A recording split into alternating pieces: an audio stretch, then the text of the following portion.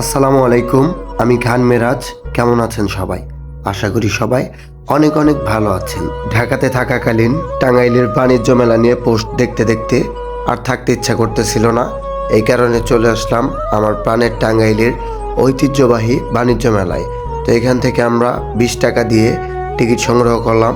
সাথে আমার ছোট ভাই ছিল পারভেজ। এই কারণে আমি 2টা টিকিট নিলাম। এইখানে আমি প্রতি বছরই আসি।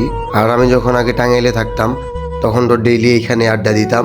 দীর্ঘ 1 বছর পর আবার সেই আমাদের টাঙ্গাইলের ঐতিহ্যবাহী বাণিজ্য মেলায় আমরা প্রবেশ করলাম। প্রবেশ করার পরেই দেখতে পাচ্ছি যে বাণিজ্য মেলায় গত বছরের মতোই জাঁকজমক, বাট কিছুটা পরিবর্তন। যুগের সাথে সাথে সবকিছুই পরিবর্তন হচ্ছে, সবকিছুর মধ্যে আধুনিকতার একটা ছোঁয়া আছে। তেমনি আমাদের টাঙ্গাইলের বাণিজ্য মেলার মধ্যেও আমরা একটু আধুনিকতার ছোঁয়া দেখতে পাচ্ছি। কেবল বিকেলটা শুরু, এখন অতটা লোক নাই।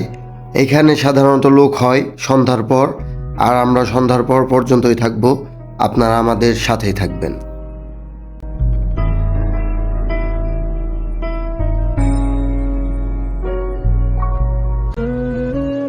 এইখানে দেখি প্রতি বছরের মতোই লটারির জন্য ব্যবস্থা করা হয়েছে।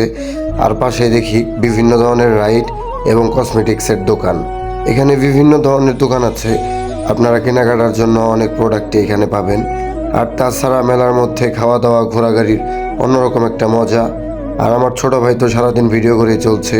আর আপনারা দেখতে পাচ্ছেন যে আস্তে আস্তে বিকাল গড়াতে গড়াতে কাস্টমার দোকানে ভিড় জমাচ্ছে। এখানে সন্ধ্যার পর প্রচুর পরিমাণ ভিড় হয়। আর হাঁটতে হাঁটতেই চোখে পড়ল আমার প্রিয় ভাগ্নে পিয়াস এবং পলাশ মামাকে। তাদেরকে সামনে দেখতে পেয়ে আমি এতটা খুশি হলাম, কারণ আমি ভাবতে পারি নাই যে আমি তাদেরকে সামনে থেকে দেখতে পারবো। ছোটবেলার শৈশবকালটা আমার তাদের সাথেই কেটেছে। আমাদের দিনগুলো বললে শেষ হবে না।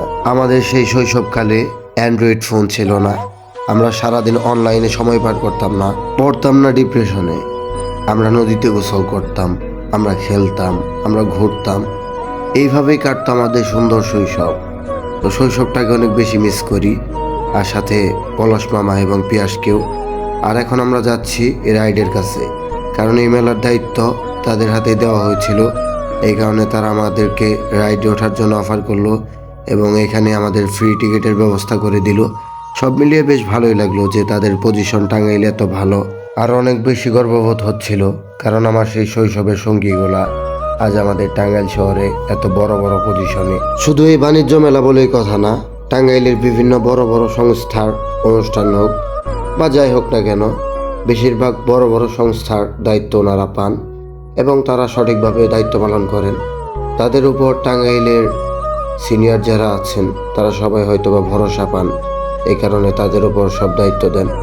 তো সব মিলিয়ে তাদের এই অবস্থান দেখে অনেক বেশি খুশি লাগতেছিল এবং গর্ববোধ হচ্ছিল। তো যাই হোক, আমাদের এখন রাইডে ওঠার সময় হয়ে গেছে।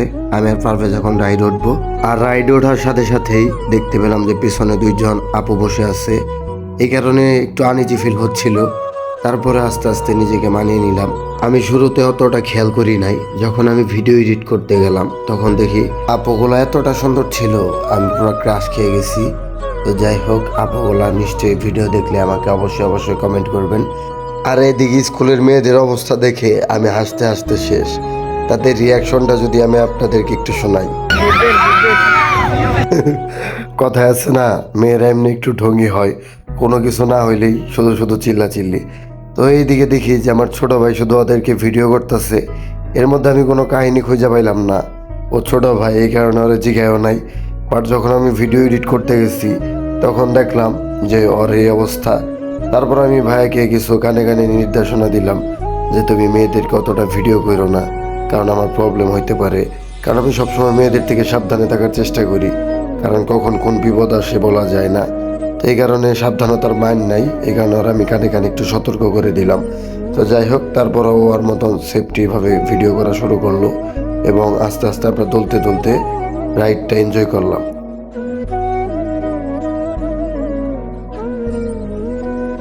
আর আমাদের এই বাণিজ্য মেলায় কিন্তু কোনো রিস্ক নেই, কারণ এখানে কোনো সিন্ডিকেট হয় না। এখানে যথেষ্ট পরিমাণ ভলেন্টিয়ার দ্বারা এবং সিকিউরিটি দ্বারা পুরোটাই সংরক্ষিত আছে। আপনারা খুব ভালোভাবে এখানে ঘুরতে পারবেন। যদি নিজে ভালো থাকেন তাহলে জগৎ ভালো। এখানে সবাই আসে আনন্দ করার জন্য, আপনিও আনন্দ করতে আসবেন। যদি এখানে কেউ বাজে মন্তব্য বা বাজে কোনো মন নিয়ে আসে অবশ্যই তার এখানে যথেষ্ট পরিমাণ শাস্তি হবে।